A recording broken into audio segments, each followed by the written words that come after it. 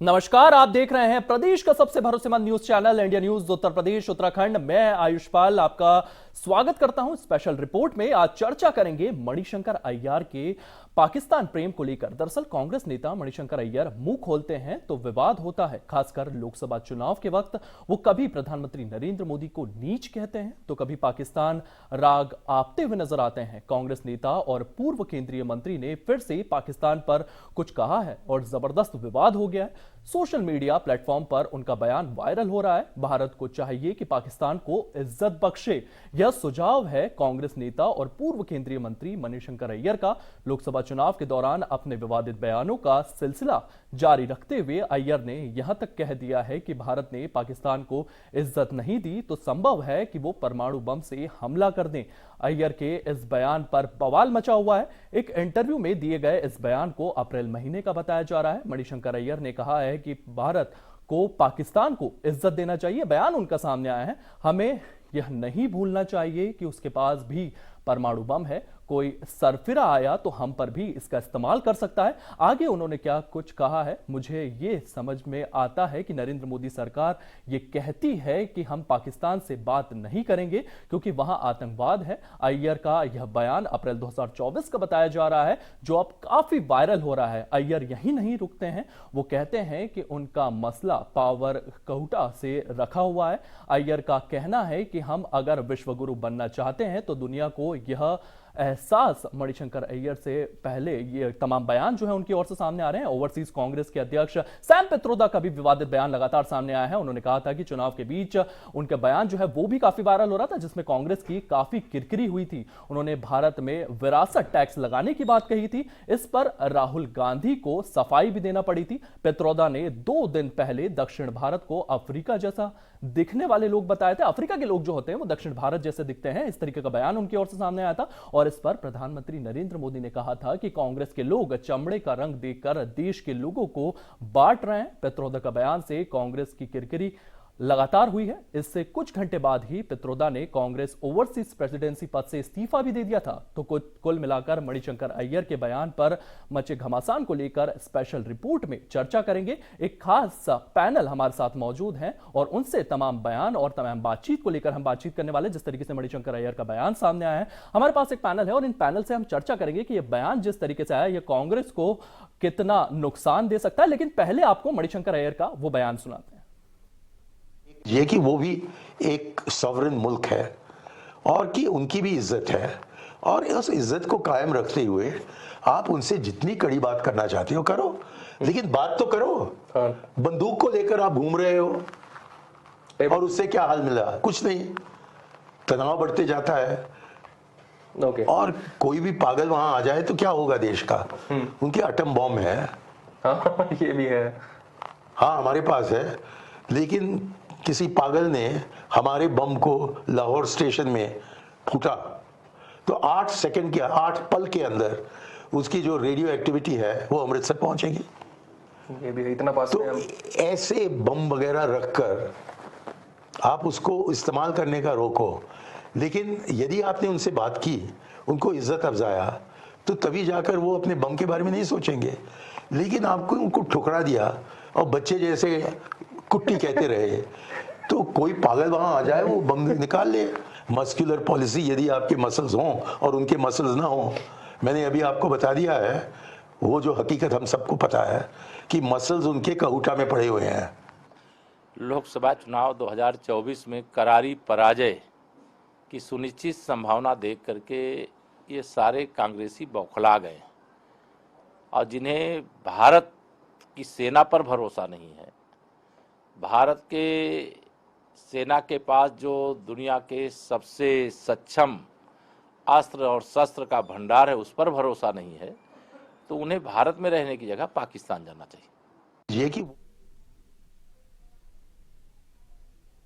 और इसी बयान को लेकर के हमारा पैनल हमारे साथ मौजूद है। 4 गेस्ट हमारे साथ मौजूद हैं, जिसमें अशोक तिवारी सपा प्रवक्ता हमारे साथ मौजूद हैं, मनीष अग्रवाल राजनीतिक विश्लेषक हमारे साथ मौजूद हैं। इसी के साथ साथ के विश्वदेव राय वरिष्ठ पत्रकार हमारे साथ मौजूद हैं और ऋचा सिंह बीजेपी प्रवक्ता हमारे साथ मौजूद हैं। और आप तमाम गेस्टों का मैं स्वागत करता हूं। और सबसे पहले मणिशंकर अय्यर का जिस तरीके से बयान आया है, जिस तरीके से पाकिस्तान की लेकर के उन्होंने बयान सामने दिया है, कहीं ना कहीं कांग्रेस के लिए एक चुनौती बनते जा रही है। सबसे पहले मैं ऋचा सिंह के पास चलना चाहूंगा। ऋचा, किस तरीके से बीजेपी इस मुद्दे को लेकर के चुनाव में आने वाली है?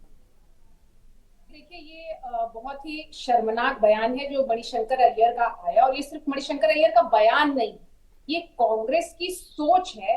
और कांग्रेस और मणिशंकर अय्यर का पाकिस्तान के प्रति प्रेम, पाकिस्तान से राहुल गांधी को प्रधानमंत्री बनाने की अपील की जाती है। तो दूसरी तरफ कांग्रेस और मणिशंकर अय्यर मिलकर इस देश की सरकार को, इस देश की जनता को पाकिस्तान का डर दिखाना चाहते हैं और ये बताना चाहते हैं कि किस तरीके से उनको भारतीय सेना पर भरोसा नहीं है, जो कि एक अपमानजनक बयान भी है। देखिए, एक बहुत विशेष बात है कि कांग्रेस ने तो तब आधा कश्मीर पाकिस्तान को तब दे दिया था जब पाकिस्तान के पास परमाणु बम भी नहीं थे। तो ये कौन सी नीति थी? आज 2014 के पहले वाला कांग्रेस के शासनकाल का भारत नहीं है। यह आदरणीय प्रधानमंत्री मोदी जी के नेतृत्व वाला भारत है, जहां जब कोई भारत की संस्कृति की तरफ, भारत की विरासत की तरफ, भारत की आंतरिक सुरक्षा की तरफ, भारत की सीमाओं की तरफ अगर कोई आंख उठाकर देखता है तो घर में सर्जिकल की जाती है। और आपको याद होगा कि सर्जिकल ऋचा, मैं अशोक के पास चलना चाहूंगा। अशोक तिवारी भी हमारे साथ मौजूद हैं, सपा प्रवक्ता है वो। अशोक, जिस तरीके से बयान मणिशंकर के सामने आया है, कहीं ना कहीं आप भी गठबंधन में शामिल हैं, आपको भी यूपी में नुकसान होता है, आपकी पार्टी इस बयान को किस तरीके से देखती है? जी देखिए, मणिशंकर जी का बयान व्यक्तिगत बयान है उनका, इस पर मैं कोई टिप्पणी नहीं करूंगा। लेकिन जहां तक पड़ोसी देशों का सवाल है, पड़ोसी देशों से हमारे संबंध अच्छे होने चाहिए, इसको हर कोई कहता है। कोई इसमें परहेज नहीं है किसी को कहने में, और ना कोई गलत बात है। इसको माननीय अटल बिहारी वाजपेयी जी ने भी कहा था कि पड़ोसी हमारे पड़ोसी होते हैं, उनको हम बदल नहीं सकते। सच्चाई यह है कि उनका बयान व्यक्तिगत बयान है, उस पर मैं कोई टिप्पणी नहीं करूंगा। उससे कोई लेना देना हमारी पार्टी का नहीं। अशोक जी, आप साथ में चुनाव लड़ रहे हैं, लेकिन आप बयान पर कुछ नहीं बोलेंगे। आपने अटल बिहारी वाजपेयी को कोट किया, तो एक बात और अटल बिहारी वाजपेयी की आपको बताता हूं मैं। जब उन पर दबाव दिया गया था कि पाकिस्तान आप पर न्यूक्लियर हमला कर सकता था, तो उन्होंने कहा था कि अगले दिन आप हमारे देश का एक छोटा सा शेष जो होगा वो बर्बाद होगा, लेकिन अगले दिन पाकिस्तान सुबह नहीं देख पाएगा। इस तरीके का बयान अटल बिहारी की ओर से सामने आया था। आपकी पार्टी उनके साथ यूपी में गठबंधन में है, उनके नेता ये बयान देते हैं, कहीं ना कहीं आप पर भी तलवारें खिंचती है इस बयान को लेकर के। इससे मैं सहमत हूं कि भारत की सेनाएं बहुत मजबूत हैं। भारत बहुत मजबूत देश है, कोई कुछ नहीं कर सकता है हमारा। हम जो है अपने आप में मजबूत है, हमारी सेनाएं मजबूत है, हमारी ताकत सबसे ज्यादा मजबूत है। हमें कोई कुछ नहीं कर सकता है कि जो देसी भाषा का प्रयोग करेगा हम वैसी भाषा में इस्तेमाल करेंगे। लेकिन ये सच्चाई है कि पड़ोसियों से हम संबंध अच्छा रखते हैं और हमेशा अच्छा संबंध रखना चाहिए। हमारी तरफ से कोई कमी नहीं होनी चाहिए। जी, इसी के साथ साथ मैं मनीष अग्रवाल जी के पास जाना चाहूंगा, राजनीतिक विश्लेषक हमारे साथ मौजूद हैं। मनीष जी, किस तरीके से ये जो बयान मणिशंकर की ओर से सामने आया है, कहीं ना कहीं कांग्रेस को भी इसका काफी डैमेज होने वाला है, क्योंकि बीजेपी लगातार इस मुद्दे को उठाती हुई नजर आ रही है। आप कुछ ही समय में देखेंगे प्रधानमंत्री भी अपनी जनसभाओं में इस बयान को कोट करते हुए नजर आएंगे। मणिशंकर अय्यर लगातार कांग्रेस के लिए एक सिरदर्दी बने हुए हैं, लगातार वे बयान देते हैं। प्रधानमंत्री मोदी को चाय वाला कहते हैं, वो कहते हैं कि चाय वाला प्रधानमंत्री कैसे बन सकता है। उनके बयान ऐसे भी सामने आते हैं जहां प्रधानमंत्री को अपशब्द कहते हुए भी नजर आते हैं। और अब पाकिस्तान को लेकर के बयान सामने आया है, इसका आने वाले चुनाव में किस तरीके से असर पड़ने वाला है? इसके साथ साथ बीजेपी जो रहेगी इस बयान को किस तरीके से आने वाले समय में उठाने वाली? देखिए, मैं आपको बताना चाहूंगा कि मणिशंकर अय्यर का एक और बयान भी है। अगर आप पुराना देखेंगे, वो पाकिस्तान से मदद मांग रहे थे। जी, मैं उस बयान को भी आपके सामने कोट करना चाहूंगा। वो पाकिस्तान के लाहौर में थे और वहां पर भी बोलते आए थे कि भारत को हिंदू राष्ट्र बनाया जा रहा है। आप अपनी बात रखिए। और जब कांग्रेस की सरकार थी, तो मणिशंकर अय्यर यहाँ से 30 डेलीगेशन लेके भी पाकिस्तान जाते थे। आज ये कह देने से कि ये उनका व्यक्तिगत बयान है, इससे कोई फर्क नहीं पड़ता। सैम पित्रोदा जी एक बयान देते हैं, वो व्यक्तिगत बयान हो जाता है। तो अगर उनके देश के स्तर के नेता जो बड़े बड़े महत्वपूर्ण पद पे रहे हैं, सब बयान देने के बाद व्यक्तिगत बयान हो जाएंगे, तो आधिकारिक बयान क्या रहेगा? आज मैं आपको यही बताना चाहता हूँ कि आज मुद्दा बेरोजगारी नहीं रहा है, आज मुद्दा आरक्षण नहीं रहा है, आज विपक्ष की बौखलाहट है जो इस रूप में दिख रही है। और आप देश को ये कैसे चुनौती दे सकते हैं कि उनके पास अगर एटॉमिक पावर है, तो हम उनसे अपने संबंध हम अपनी तरफ से कैसे अच्छे रखने की कोशिश करेंगे जब वो नहीं रखते। और अगर पाकिस्तान के प्रति ये रवैया है, तो और देशों के पास जो न्यूक्लियर पावर है उनके प्रति क्या रवैया होना चाहिए? बिल्कुल ही गैर जिम्मेदाराना बयान है। इसकी हम लोग को भयानक निंदा करनी चाहिए। ये अशोभनीय शब्द है, देश की प्रतिष्ठा के लिए ऐसे शब्द किसी भी नेता को इस्तेमाल नहीं करने चाहिए। और मणिशंकर अय्यर का इतिहास रहा है कि वो ऐसे शब्द इस्तेमाल करते रहे और देश की और जनता को निराश करते रहे। तो मुझे लगता है आज कांग्रेस के प्रवक्ता नहीं है इस पैनल पे, लेकिन हर प्रवक्ता को या हर नेता को इस बयान की भर्त्सना करनी चाहिए कि आप हमारे देश को किस तरीके से ट्रीट कर रहे हो। आज जनता को आप ये threat मनीष दे जी, रहे मैं हो। 2 मिनट आपको रोकना चाहूंगा। अशोक तिवारी जी, क्या आप इस बयान का खंडन करते हैं जिस तरीके से मणिशंकर अय्यर की ओर से बयान आया है? क्योंकि आप सहयोगी दल है, साथ में चुनाव लड़ रहे हैं, क्या मणिशंकर अय्यर के इस चुनाव का आप बहिष्कार करते हैं या इसका खंडन करते हुए नजर आएंगे? मणिशंकर अय्यर जी के बयान का हम न समर्थन करते हैं और न उससे सहमत है। आप सहमत नहीं है तो उस बयान का खंडन तो आप कीजिए। हमारी असहमति है उससे, हम उससे सहमत नहीं है। ऐसे बयानों का हम कोई वास्ता नहीं रखते हैं। हमारा कहने का मतलब है, नेताजी हमारे माननीय मुलायम सिंह यादव रक्षा मंत्री थे, उन्होंने स्पष्ट कह दिया था कि हमारी सीमाओं पर कोई आंख नहीं उठा सकता है। हमारी सीमाओं, हमारी सेनाएं बहुत मजबूत है, हमारा भारत बहुत मजबूत है, हमारा देश बहुत मजबूत है। इसमें हम दल से अलग हट करके बात करते हैं, दलीय बात करते ही नहीं इसमें हम। ऋचा जी, अशोक जी का कहना है कि वो इस बयान से सहमत नहीं है। आप क्या कुछ कहना चाहेंगे इस बयान पर? तरीके से अभी शुरू में भी कह रहे थे, ये उनके अलायंस पार्टनर हैं और ये उनके सारे मंशा में शामिल हैं, क्योंकि इनको पता है कि कांग्रेस की मंशा पहले से कैसी रही है और कांग्रेस की मंशा हमेशा पाकिस्तान प्रेम की रही है। इसीलिए कांग्रेस से राहुल गांधी प्रधानमंत्री बने, इसकी अपील पाकिस्तान से की जाती है। ये बहुत दुर्भाग्यपूर्ण है और भारत की सेना आज सशस्त्र रूप से इतनी मजबूत हो चुकी है और आदरणीय प्रधानमंत्री मोदी जी की विदेश नीति आज इतनी मजबूत है कि दुनिया का हर देश आज हमारे साथ अमन और चैन का रिश्ता रखना चाहता है और हम भी अमन और चैन चाहते हैं। लेकिन कहते हैं ना कि शठे शाठ्यम समाचरे, तो दुष्ट के साथ दुष्टता ही की जाती है। अगर तो हम पाकिस्तान को जवाब देने में सक्षम हैं, लेकिन जिस तरीके से कांग्रेस देशवासियों में दहशत फैलाना चाहती है, परमाणु बम का नाम लेकर देशवासियों की सुरक्षा को खतरा उत्पन्न करना चाहती है, ये बहुत दुर्भाग्यपूर्ण है। इस पे कांग्रेस को, राहुल गांधी को माफी मांगनी चाहिए और ये मंशा स्पष्ट करती है इंडी अलायंस की। और समाजवादी पार्टी के लोग किस मुंह से कहेंगे, इस बयान की भर्त्सना किस मुंह से करेंगे?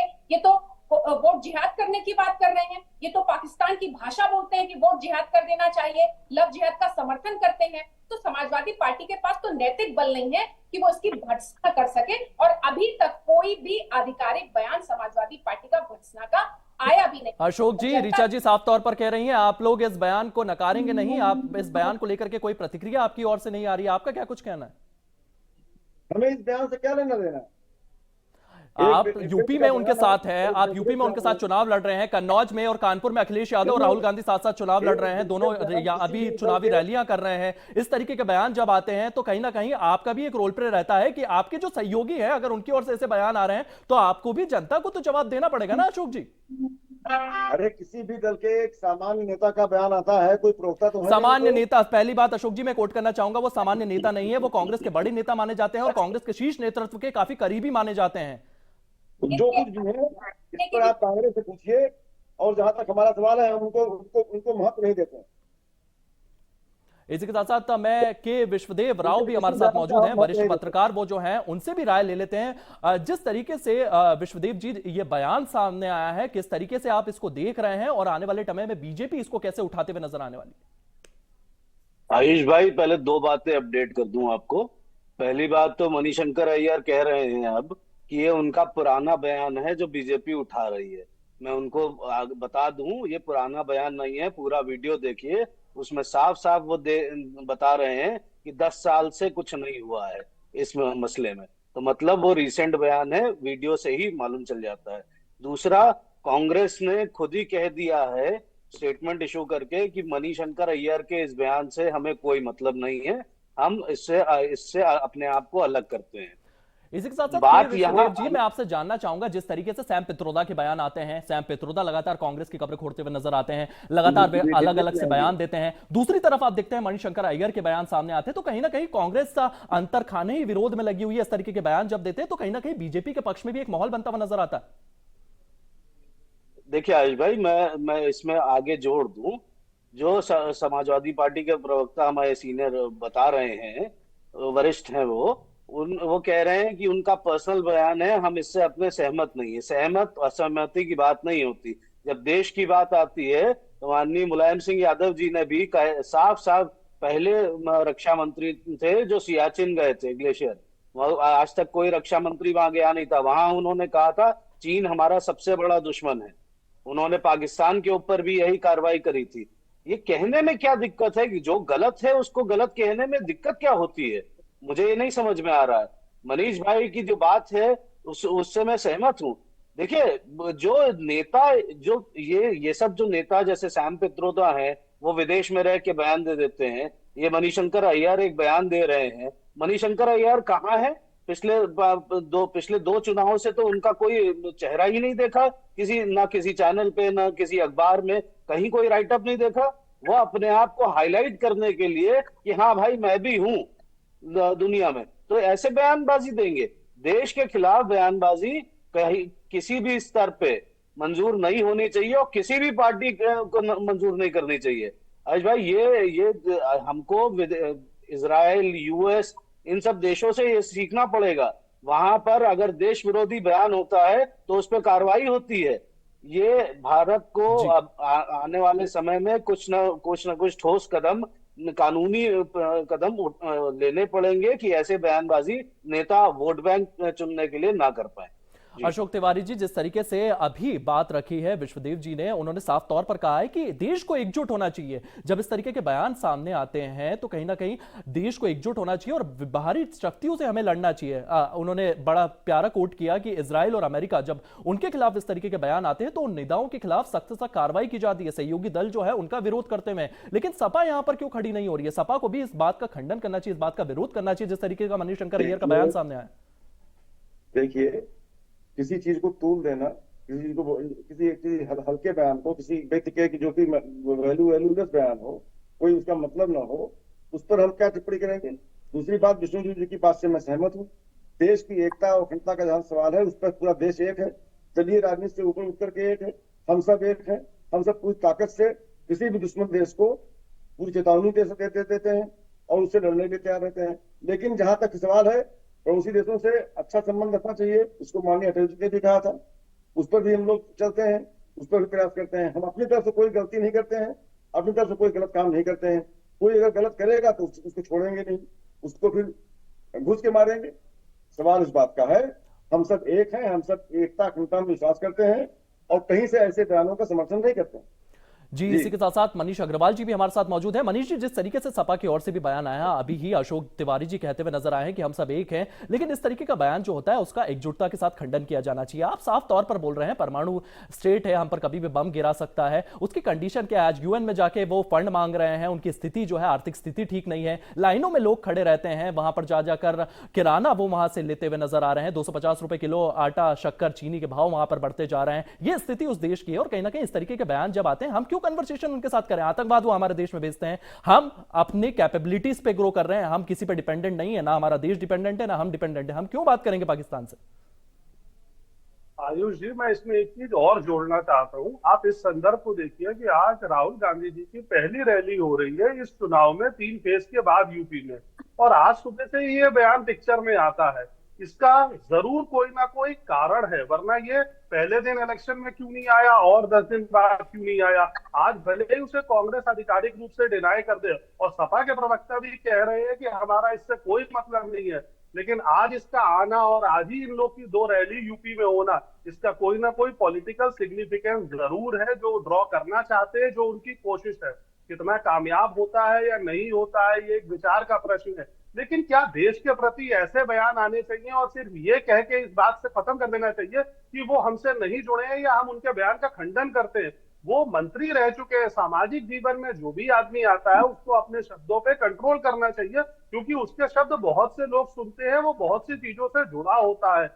वो इस देश में बहुत से मंत्रालयों को उन्होंने संभाला है, बहुत सी अहम कमेटियों में रहे हैं, तो हमें ये भी इस पर विचार करना चाहिए। मैं इस पे चाहूंगा कि और भी लोग अपनी राय दें कि क्या इस पर आज मैं ही के इसके आगे विश्वदेव का के पास कोई भी और जाना चाहता हूं, उनसे भी राय ले लेते हैं इसमें। मनीष जी, के विश्वदेव जी, जिस तरीके से ये बयान सामने आया है, साफ तौर पर मनीष जी भी ये कहते हुए आए हैं कि हमें इस तरीके के बयानों के खिलाफ एकजुट होना चाहिए। और मणिशंकर अय्यर को लेकर के उन्होंने साफ बात कही है, जिस तरीके से उन्होंने कहा, अशोक जी कह रहे थे कि मणिशंकर अय्यर कोई कांग्रेस के कोई इतने बड़े नेता नहीं है, तमाम मंत्रालय उन्होंने संभाले, कांग्रेस के वरिष्ठ नेता वे रह चुके हैं और गांधी फैमिली के वे करीब माने जाते हैं, लेकिन उनकी तरफ से जब इस तरीके के बयान आते हैं तो कहीं ना कहीं सवाल उठेंगे।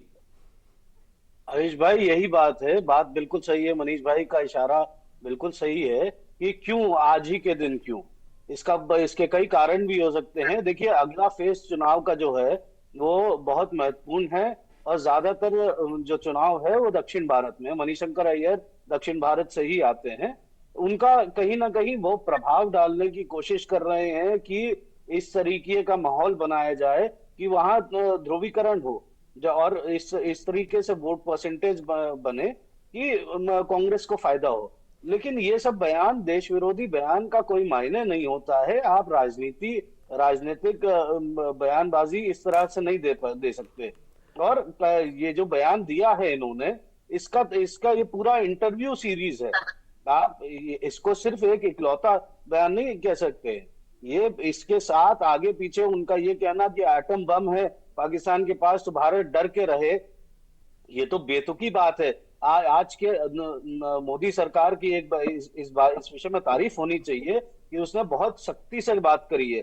अटल बिहारी वाजपेयी के समय आपको याद होगा, मुशर्रफ साहब थे, वो भारत भी आए थे, समझौते वार्ता भी हुई थी, लेकिन उसके बाद क्या हुआ? उसके बाद भी धोखेबाजी करी पाकिस्तान ने, कोई बात नहीं मानी। तो ये विश्वास करना एक और सहमत बात करना एक, दो अलग अलग चीजें हैं, लेकिन कहीं ना कहीं सख्ती से काम भी करना पड़ता है, जो ये बीजेपी की 10 साल की सरकार ने किया है। कौन आज के पहले किसकी हिम्मत थी जो घर में घुस के पाकिस्तान के मार के आ जाए किसी को? नहीं थी ना।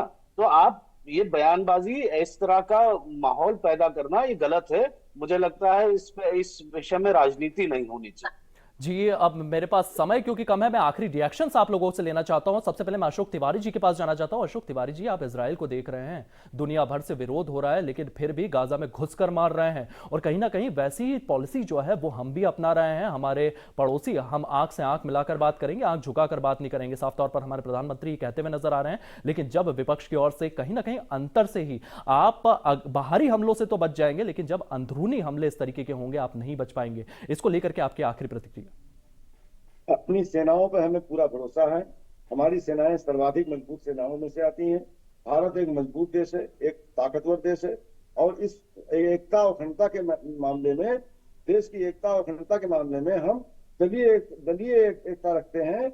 सब दलीय राजनीति से ऊपर उठ के बात करते हैं, दलीय राजनीति से ऊपर उठ के बात करते हैं, देश के लिए बात करते हैं, राष्ट्र के लिए बात करते हैं, जो कि हमारे नेताजी कहते थे।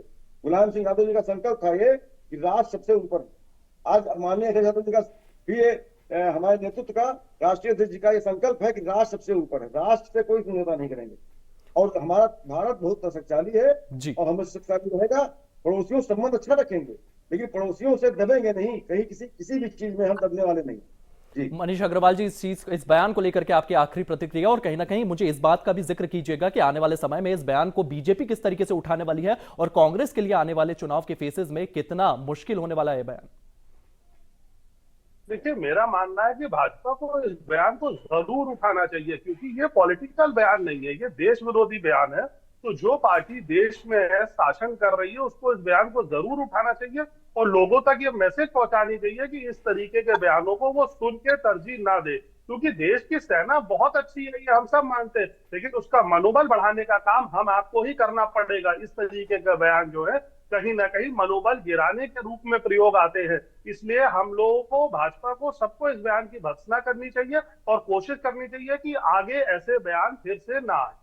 ठीक है जी मनीष जी, इसी के साथ साथ के विश्वदेव जी के पास में आने से पहले मैं ऋचा सिंह के पास जाना चाहूंगा। ऋचा, आपका आखिरी बयान इस पूरे मसले को लेकर के। कि कांग्रेस और सपा तुष्टीकरण की राजनीति में इतनी अंधी हो चुकी है कि वो देश विरोधी बयानों के खिलाफ आवाज नहीं उठा पाती है। जैसे कि अभी हमारे वरिष्ठ पत्रकार भी कह रहे थे कि जब देश की बात आए तो सबको एक हो जाना चाहिए, लेकिन ये दुख जी की ऋचा बात जी, है। देश को एक हो जाना चाहिए और ऐसे बयानों का हमेशा से खंडन किया जाना चाहिए। इस तमाम आप तीनों का, आप चारों गेस्टों का बहुत बहुत धन्यवाद। आपने तमाम चीजें जो है वो सामने रखी है और इस तरीके के भयंकर बयान जब मणिशंकर अय्यर की ओर से आते हैं तो कहीं ना कहीं कांग्रेस के लिए भी स्थितियां जो है वो गंभीर बनते हुए नजर आती है। परमाणु हमले की आप बोलते हैं कि पाकिस्तान हम पर परमाणु हमला कर देगा तो हम भी बैठे नहीं हैं, हम भी उसका रिवर्ट करेंगे। प्रधानमंत्री मोदी जिस तरीके से एक छवि लगातार अपने देश की गढ़ते हुए आ रहे हैं, चाहे हमारे विदेश मंत्री हो, चाहे हमारे प्रधानमंत्री हो, ये तमाम नेता विश्व स्तर पर हमारी एक छवि गढ़ रहे हैं और इसको लेकर के चुनाव में कहीं ना कहीं असर पड़ने वाला है। फिलहाल